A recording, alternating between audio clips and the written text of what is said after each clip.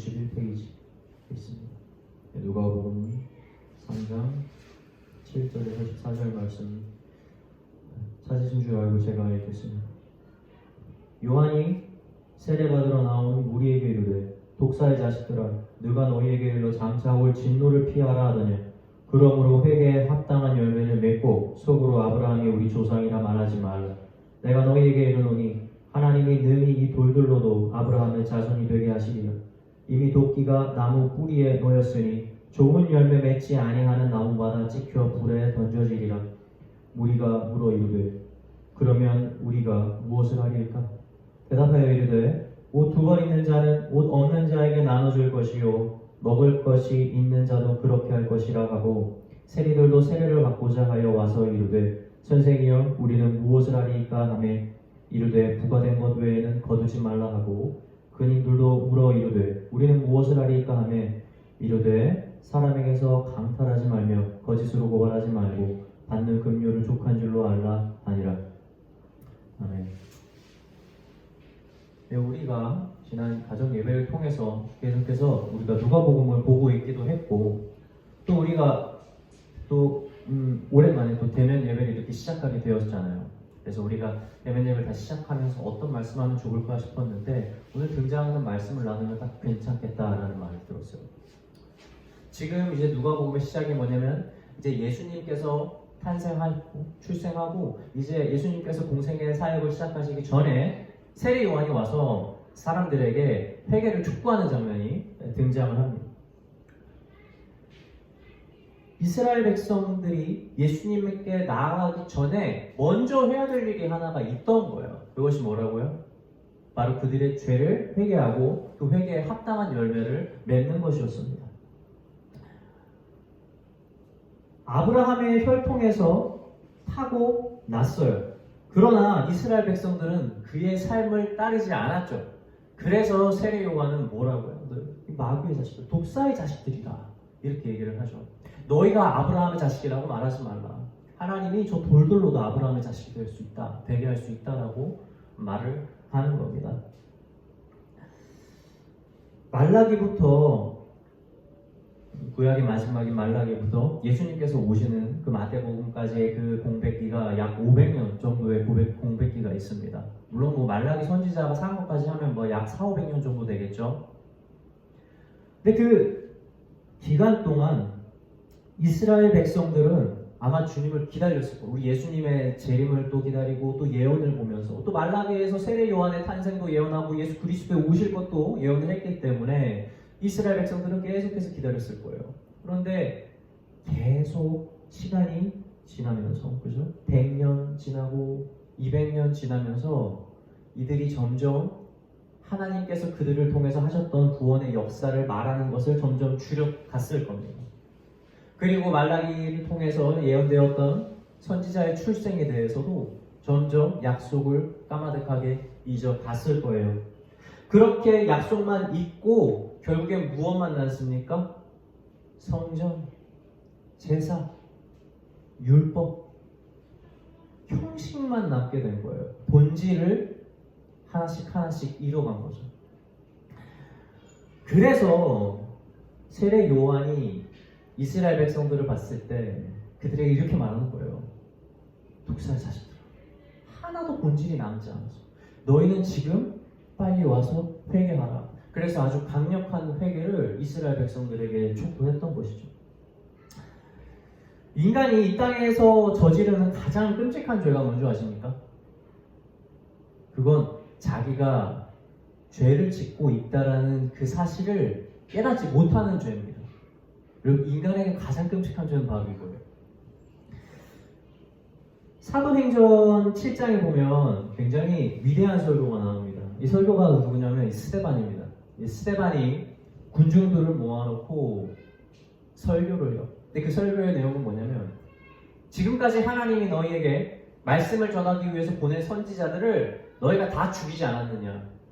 너희가 아브라함의 백성이라고 하면서 아브라함의 자손들이라고 하면서 정작 하나님께서 보낸 선지자들을 너희가 죽이고 정작 하나님께서 말씀하신 율법을 너희가 다 어기고 있다라는 설교를 굉장히 치밀하게 준비해서 잘합니다. 성령의 충만해서 말이에요. 스데반의 설교를 군중들이 듣고 나서 여러분 그들의 반응이 어땠을까요? 성경에서 뭐라고 말하냐면 이를 갈았다고 나옵니다. 분노한 거예요. 그 말을 듣고 마음에 찔렸는데 그것이 그들에게 무엇을 일으켜요? 회개를 촉구하는 마음을 일으키지 않고 오히려 그들에게 분노함을 일으켰다고 성경은 이야기합니다. 이를 간다. 이를 간다라는 표현 여러분 가끔 성경에서 보셨을 거예요. 이것이 마태복음에서 예수님께서 천국 비유하실 때 이것도 또 등장하거든요. 나중에 천국에 갈 때 악한 자들을 따로 모아가지고 불에 사르게 돼, 풀무불에 던지게 될 것이다 라고 이야기를 합니다. 예수님께서. 근데 그때 풀무불에 던져지는 자들의 반응이 어떻다고 나오냐면 슬피 울며 이를 갈미 있으리라 라고 두 번 성경에 등장을 합니다. 마태복음 13장 42절과 50절에 그렇게 등장하는 거죠. 여러분 생각해보세요. 자신의 죄 때문에 자기가 꺼지지 않는 불에 들어갔어요. 몸이 불타는 가운데 할 수 있는 일이 뭘까요? 자신이 과거에 저질렀던 죄를 후회하고 회개하는 마음이 들지 않을까? 저는 그렇게 생각을 하는데 이 말씀에서 뭐라고 말해요? 그 악인들이 일을 하는 거예요. 억울하다.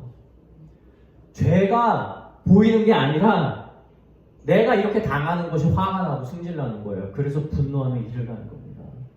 죄를 죄로 받아들이지 않는 거예요. 기독교가 말하는 구원 그리고 멸망, 천국의 길 그리고 풀무불에 던져지는 길, 여러분 이 차이가 뭔지 아십니까? 정말 얇은 종이 한 장 차이예요. 무슨 종이 한 장이냐면 바로 회개라는 종이 그 한 장 차이입니다. 죄가 죄인 것을 알고 고백할 수 있느냐? 아니 그렇지 않느냐의 차이예요. 다른 어떤 차이로도 이것을 넘기지 못합니다. 오로지 회개 한 가지로 이것을 넘기는 거예요. 그래서 가장 마귀를 닮은 사람들의 모습은, 가장 죄를 많이 짓는 사람들의 모습은 여러분 우리가 생각하는 뭐 끔찍한 범죄를 저지르는 그런 행위가 아니라 이 종이 한 장을 넘기지 못하는 그 사람이 가장 마귀를 닮은 사람입니다. 뭐라고요? 내가 죄를 지으면서 그 죄인 줄 깨닫지 못하는 사람.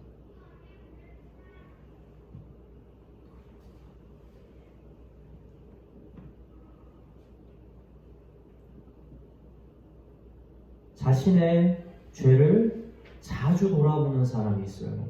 이런 사람은 아주 죄에 조금만 대도 아주 민감해요. 마치 발끝을 살짝 댔는데 고기가 탁 불에 타는 줄 알고 발끝만 대자마자 아주 확 빼는 거예요. 이런 반응이 있는 사람들이에요. 에베소서에서는 뭐라고 하냐면 4장 27절에서 이렇게 얘기해요. 마귀에게 틈을 주지 말라. 마귀에게 틈을 주지 말라. 악한 것을 행하지 말라가 아니라 너희는 지금 잘 살고 있고 너희의 삶이 온전하다 할지라도 마귀에게 틈을 주지 말라. 이거는 조금의 틈이라도 줘서 마귀가 그것을 밟고 너의 마음에 들어올 수 있는 틈을 너희가 조금 더 내주지 말라는 겁니다.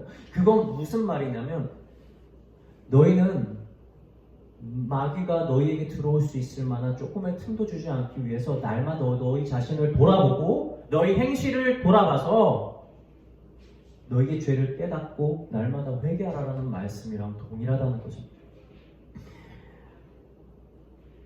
우리가 죄를 짓지 않는다는 건 여러분 불가능합니다. 그러나 그 죄가 우리 안에서 열매를 맺을 때까지 그대로 두는 행위는 절대 해서는 안 된다는 거예요. 우리 마음 가운데에 어떤 씨앗이 뿌려집니다. 그런데 그 씨앗이 뿌려져서 나중에 자라게 되면 무엇을 맺습니까? 악한 열매를 반드시 맺게 돼요. 그것을 자라게 그대로 두면 우리의 삶에서 그런 열매를 보게 되어 있습니다. 그런데 그 열매를 우리가 봐서 그 열매를 딴다고 해서 아이고 악한 것이 나와서 내가 마음이 아파요. 그래서 그 악한 열매를 따요. 그럼 그 다음에 선한 열매가 나겠습니까? 아니 그렇지 않습니다. 우리 마음에 뿌리 내린 악한 씨앗은, 악한 나무는 계속해서 악한 열매를 나는 거예요. 그래서 처음에 고쳐보려고 어떻게든 하겠죠. 계속 따보겠지. 그래도 계속해서 나오는 거예요. 근데 나중에 마음이 변합니다. 변질되죠. 이 나무는 악한 나무가 아니에요. 이 열매는 선한 열매일 거예요. 문제없어. 이 정도는 괜찮아. 그래서 손을 놓는 거예요.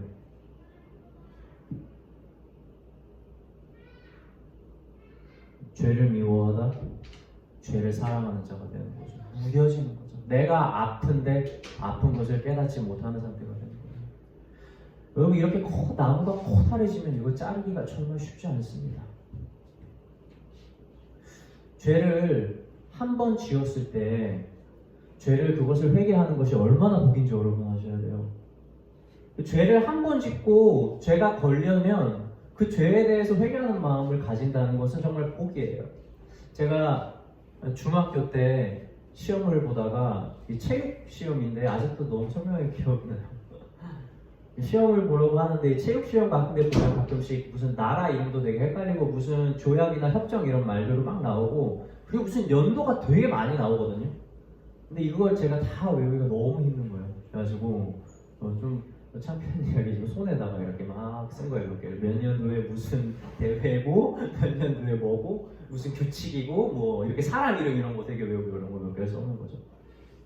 커닝이라는 걸 해본 적이 없는데 애들이 많이 하길래 그냥 따라서 한번 해본 거예요.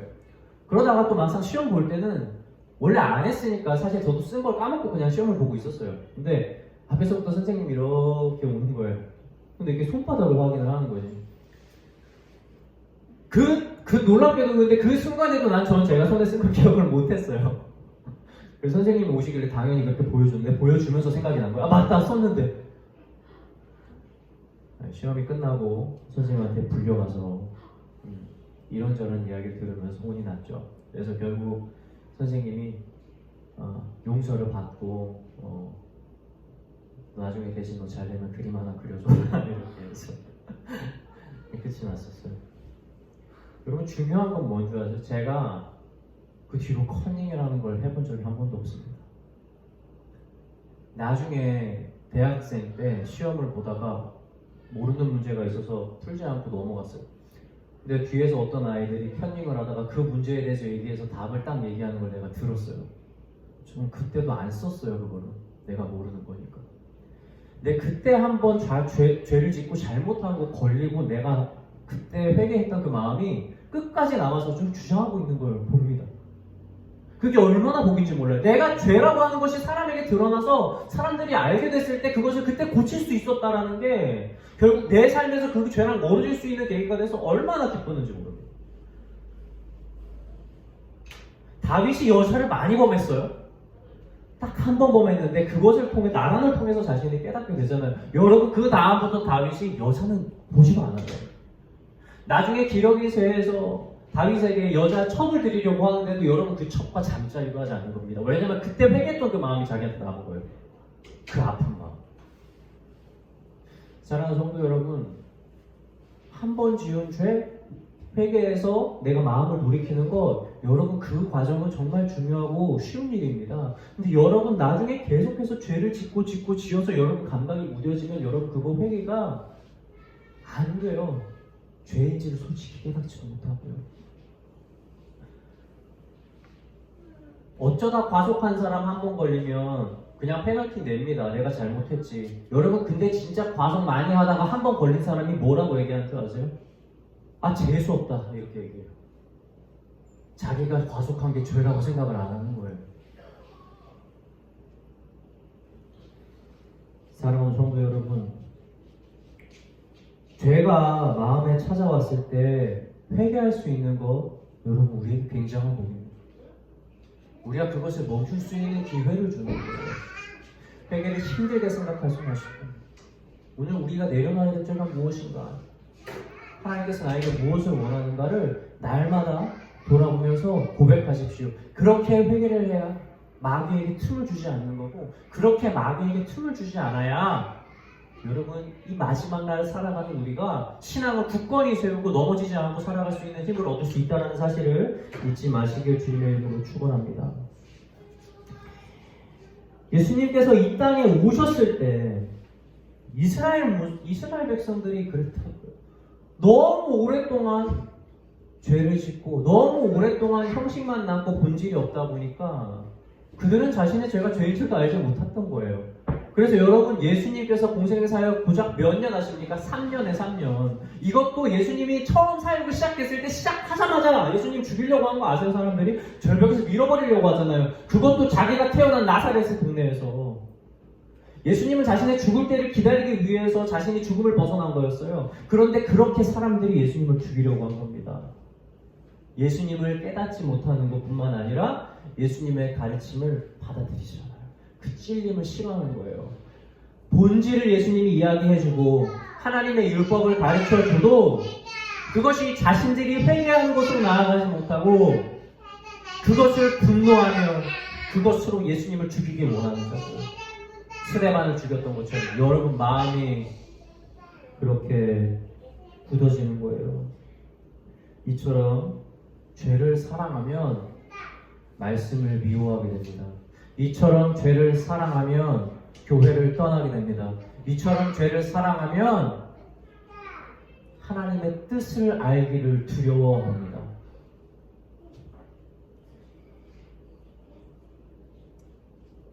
아까도 말씀드렸지만 그리스도인으로 회심하고 믿음을 갖는다는 것은 죄를 짓지 않는 삶을 의미하는 것이 아닙니다. 그것은 무슨 삶이냐면 죄에 반응하는 삶을 의미해요. 그 죄가 얼마나 끔찍하고 우리를 고통스럽게 하는지를 깨닫고 반응하는 거라고요. 예수님을 만났던 병자들과 예수님을 만나지 못했던 바리새인들의 차이는 딱 한 가지였습니다.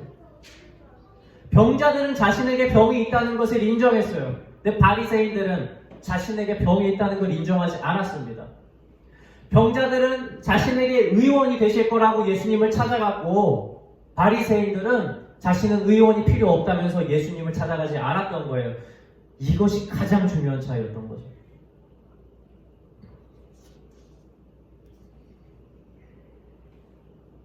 오늘 본문에서 세례 요한이 이야기하잖아요. 너희가 회개해야 된다. 이 독살 자식들아, 너희가 찍혀서 불에 던질 날이 멀지 않았다라는 말을 이렇게 합니다. 근데 군중들의 반응이 어떻죠? 여기가 되게 중요한 거예요. 모든 이스라엘 백성들이 예수님을 죽이지 않습니다. 모든 이스라엘 백성들이 스데반의 설교를 들었을 때 다 돌을 던지는 반응을 하진 않았을 거라는 거예요. 뭐라고 이야기해요? 세례 요한에게 돌을 던지지 않고 이렇게 물습니다. 그러면 우리가 무엇을 합니까? 오늘 설교의 제목이죠. 그러면 우리가 무엇을 합니까? 이 질문에는 굉장히 중요한 포인트가 두 가지 들어가 있습니다. 그것은 뭐냐면, 첫째, 내가 죄인입니다라는 고백이에요. 그리고 둘째, 내가 하나님께서 가르쳐주는 방식대로 살겠다라는 고백이 같이 들어간 질문입니다. 내가 이제 무엇을 하겠습니까? 해야 되겠습니까?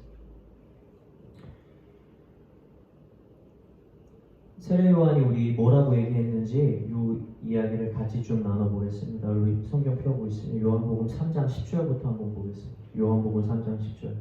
무리가 물어 이르되 그러면 우리가 무엇을 하리까?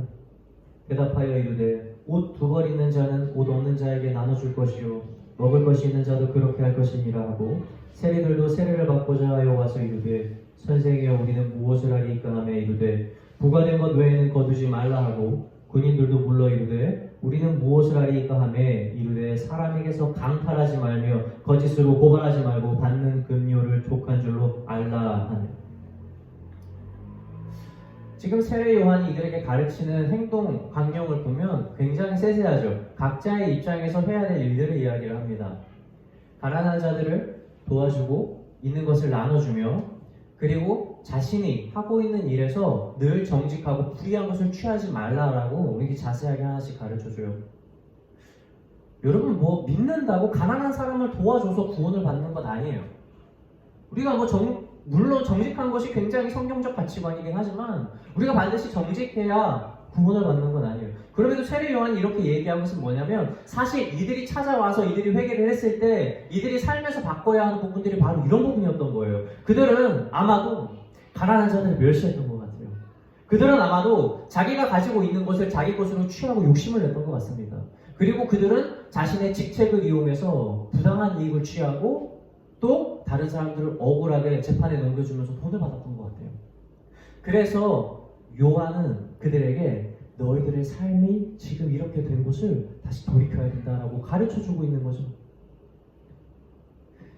이것이 뭐냐면 바로 회개에서 개예요. 회개만 하라고 하지 않았어요. 세례요한이 뭐라고 했어요? 회개에 합당한 열매를 맺으라 라고 하는 겁니다. 회개에 합당한 열매를 맺으라. 입술로 고백해서 나의 죄가 죄라는 것을 고백드리는 회, 거기서 시작했다면 무엇으로 맞춰요?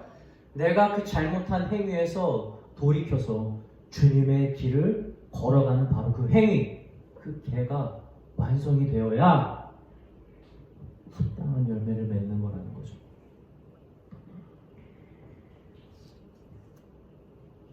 대면 예배를 다시 시작하는 오늘, 우리가 하나님께 기도하면서 들을 적절한 질문이 아닐까 생각해요. 그러면 우리가 무엇을 하니까? 하나님의 침묵기라 불리우는 그 500년이라는 시간 동안 이스라엘 백성은 정말 많은 인내가 필요했고 정말 많은 믿음이 필요했습니다. 그것은 사실이에요. 그것을 지키기는 정말 어려웠을 거예요. 그러나 500년이 지나고 나서 예수님께서 출생했을 때 우리는 모든 이스라엘 백성들이 그 시기를 하나님의 예언을 버리며 살지 않았다는 걸 알게 돼요. 성전의 한나와 시므온이 이미 그 예언을 믿고 기다리고 있었던 거예요. 주께서 이스라엘을 위로할 것이다라는 그 믿음을 가지고. 그래서 예수님께서 그 예수 아기를 들고 마리아가 그 성전에 찾아갔을 때 이 한나와 이 시므온이 그 아기를 보며 성령이 충만해서 안미를 예언하는 놀라운 복을 받지 않습니까? 코로나가 많은 교회 모임을 막고 있어요. 영적으로 서기 힘든 것이 맞고 하나님의 뜻을 분별하기 힘들 수도 있어요. 그리고 그것이 마치 하나님의 침묵기처럼 느껴질 수도 있습니다. 그러나 그 기간이 여러분 우리가 넘어지는 기간이 돼서는 절대 안 됩니다. 500년이 지나도 성전을 굳건하게 지켰던 한나와 시므온을 공경해야 되고 모든 사람들이 예수를 죽일 때에도 그 마음에 찔리는 고통 속에서도 그러면 내가 무엇을 할까? 라고 자신의 마음을 내려놨던 그 겸손했던 그 군중들을 바라보며 여러분 우리가 그들을 닮을 수 있어야 한다는 거예요. 이 코로나의 시기는 우리가 영적으로 후퇴하거나 교회가 무너지는 계기가 아니라 500년 이후에 예수 그리스도의 탄생으로 구원의 약속을 이루신 하나님의 인도하심처럼 그리스도인들과 교회들이 새로움을 얻고 말씀의 성취를 경험하게 되는 이 놀라운 하나님의 계획이 될 것이라는 걸 저는 믿습니다. 나중에 하나님의 시간이 찾아왔을 때 독사의 자식 같은 모습으로 책망받는 이스라엘 백성들의 모습이 아니라 한나와 시므온처럼 그리고 무엇을 해야 될까 늘 날마다 고민하는 그러한 성도들이 되어서 하나님에게 칭찬받는 복된 저와 성도들이 되길 주님의 이름으로 축원합니다.